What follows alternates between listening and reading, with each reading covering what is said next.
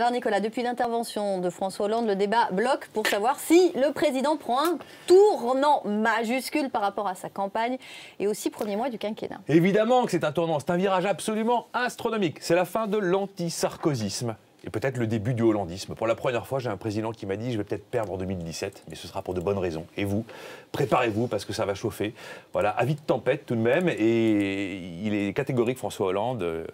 Nous ne pouvons plus perdre notre temps.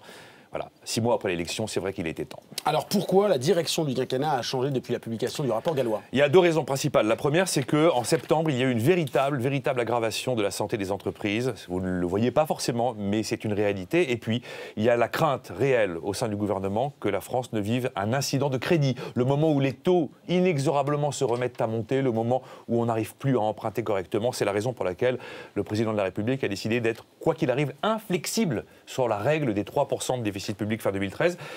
L'événement de crédit, ça peut arriver très vite. L'Italie est passée en 3 semaines d'une situation absolument normale à une situation de stress absolu où elle n'était plus en capacité de se financer correctement. Alors Nicolas, qu'est-ce qui vous fait dire que c'est un vrai virage? Parce que depuis 10 jours, le gouvernement s'apprête à faire exactement l'inverse de ce qui est inscrit dans la loi de finances 2013 et dans le collectif de juillet dernier. Tous les tabous sont en train de tomber. Le dogme de la politique de croissance reposant sur la demande et la consommation, la sphère de l'État, le périmètre de l'État, la dépense publique, y compris la dépense des collectivités locales, la TVA est totalement assumée et il y aura probablement de la CSG en 2013 car il y aura probablement des baisses directes de charges sociales. Les tabous dans notre pays s'effondrent pour la première fois depuis de très nombreuses années.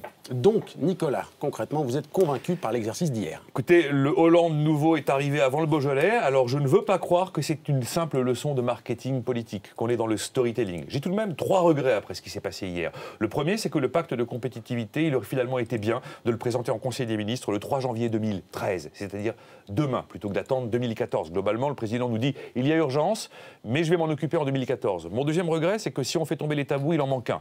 La plus grosse rente de la France, le fait de mettre fin à l'emploi à vie pour les nouvelles embauches de fonctionnaires dans des missions qui ne sont pas des missions régaliennes. Et mon troisième regret est que sur l'Europe, la position de la France est encore un peu floue pour savoir si on adhère totalement ou pas du tout au véritable saut fédéral. En tout cas, j'ai une attente, c'est de voir si la dépense publique va baisser, mais vraiment baisser car elle continue à augmenter en 2013.